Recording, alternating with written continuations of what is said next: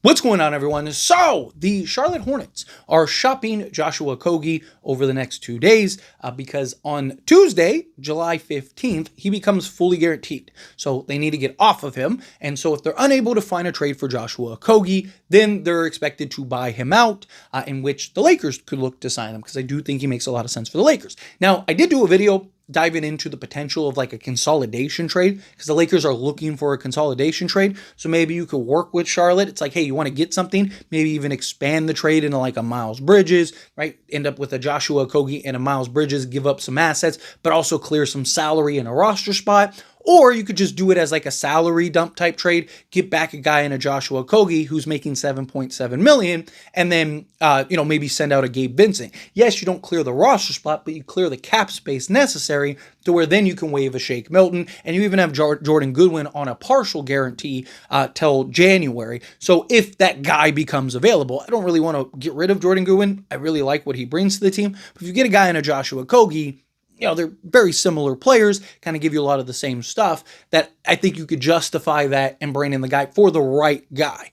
But I want to kind of go over Joshua Okogie as a whole and fit for the Lakers if he was to be bought out. If you want kind of more details on a potential consolidation trade that the Lakers are looking for, check out that video after this video, just because I do think the consolidation trade, I don't want to see the Lakers make a consolidation trade just to do it. Like, here's Gabe Vincent and a second plus pick swaps for taking on the salary, right? Like, I just feel like that's a waste of resources. I'd rather, at least you're getting a player back, freeing up salary, and then if you need to do a player, unload players later, you can do that through another trade, is kind of my thought process on that. But Joshua Okogie, what can he bring? So obviously, if he's getting bought out, he's going to be on a vet minimum contract. So you're signing him very cheap. He's a guy that has built a career on his defense. You talk about a guy that's 6'4", 6'5", with a 7-foot wingspan. A lot of us really want Matisse Thybulle, right? Well, Joshua Okogie is very similar as far as comps goes. The one issue with Joshua Okogie is his three-point shooting. He's never been a great three-point shooter. He's never even really been a good three-point shooter, right? But a lot of these guys are that way. I mean, even like a Marcus Smart. A lot of people want Marcus Smart. Marcus Smart is terrible. He's only been at league average, not like 40%. Like, he's only been at or slightly above league average once in his career. Marcus Smart, that is, right? So a lot of these guys, they're being bought out for reasons. But what do the Lakers really need? They need athleticism, defense out on the perimeter, right? Youthfulness. Well, Joshua Okogie, 26 years old. He will be 27 in September.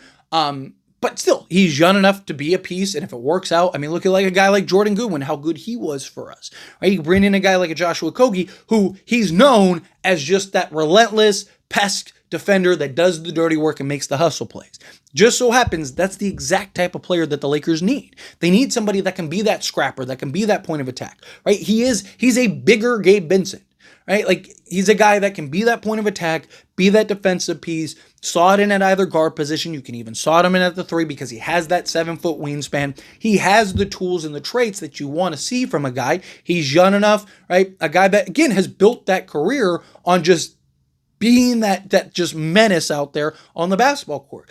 Lakers need guys that are going to give you the effort, that are going to come in and give you 110%, rebound the basketball, chase for loose balls, dive for loose balls, be able to defend. Joshua Okogie defensively, when he was on Phoenix, dude, he used to give guys fits, right? D'Angelo Russell also just be an absolute menace on that point. Same thing with Jordan Goodwin. And I mean, again, look how good Jordan Goodwin is. Imagine if you could add another Jordan Goodwin to this roster, right? Those are the kind of guys you need, especially over an 82-game season, right? Those are the kind of guys you want on your roster, that they're the ones that are going to make the winning plays. They're the ones that are going to do the dirty work and hustle and grind for you in ways that, your stars aren't, right? Luka's not diving for loose balls and, setting hearts, doing all this crazy stuff, right? He's the engine. He's the guy that's creating and generating for everybody, right? Same thing with LeBron, so on and so forth, right? Joshua Okogie's the guy. He's the one that's going to be scrapping.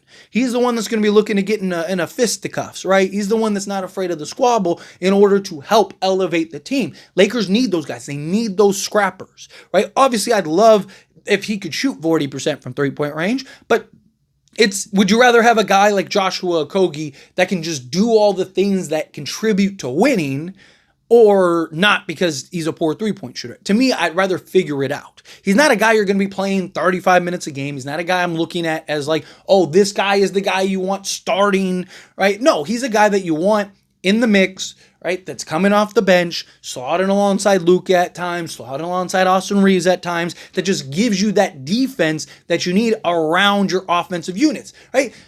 You could slot Joshua Okogie alongside Luka, Austin Reeves, LeBron, and DeAndre Ayton, and you have enough offense of firepower to offset the poor offense that Joshua Okogie brings. If the Lakers were to go get a Bradley Beal, again, that gives you another guy that now you can have Bradley Beal come off the bench, have the ball in his hands, be that offensive engine for you off the bench, and then slot a guy like a Joshua Okogie alongside a Bradley Beal and provide that defense, provide that point of attack. Just, again, it gives you another versatile guy. I would love to go get a guy that, gives you everything Joshua Okogie does and also shoots 37% from three-point range, but it's just, again, it's unrealistic unless you're trading for that.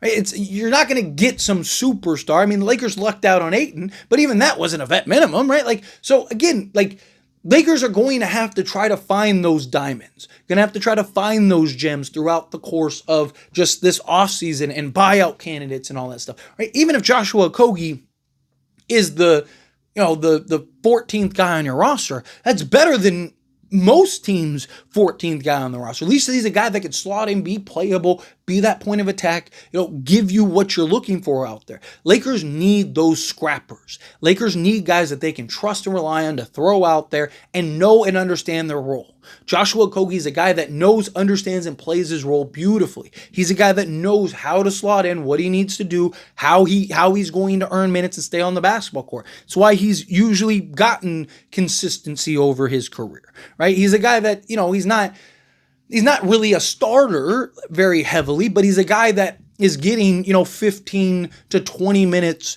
a night for his career because of being that relentless guy. He's been, people look at him and go, oh, he's a journeyman, but he's really only been on 3 teams. He was on Minnesota for 4 years. He was on Phoenix for 2.5 years, and then Charlotte for that half year, right? So, again, he's still a guy that teams have valued. But again, it's like he's been the product of things. Like Phoenix makes the Nick Richards trade, so they needed it to fill that in and make those moves. So it's like Joshua Okogie, he's the guy that's got to go out, right? So on and so forth, right? Phoenix, or Minnesota, right? Again, it was circumstances. But he was great for those teams. He was a guy that came in and played a role and played great. Why doesn't Charlotte want him? Because he's older and they have 15 guys that can do that. Right? They have 15 guys that they're trying to get play his role. Where is he going to slot in the minutes? He's the kind of guy that the Lakers actually need. So he makes sense for a team like the Lakers. And a veteran guy. And I'm sure if he could be on a team like the Lakers, I'm sure he'd probably rather be on the Lakers than be on a team like, Charlotte, right? Where you're trying to contend and win and he can actually play a big part. Not just that, but if he does play that big part, he's going to get paid elsewhere, right? He's not going to be like a $20 million guy, but he's a guy that maybe could get back to that $8 million range.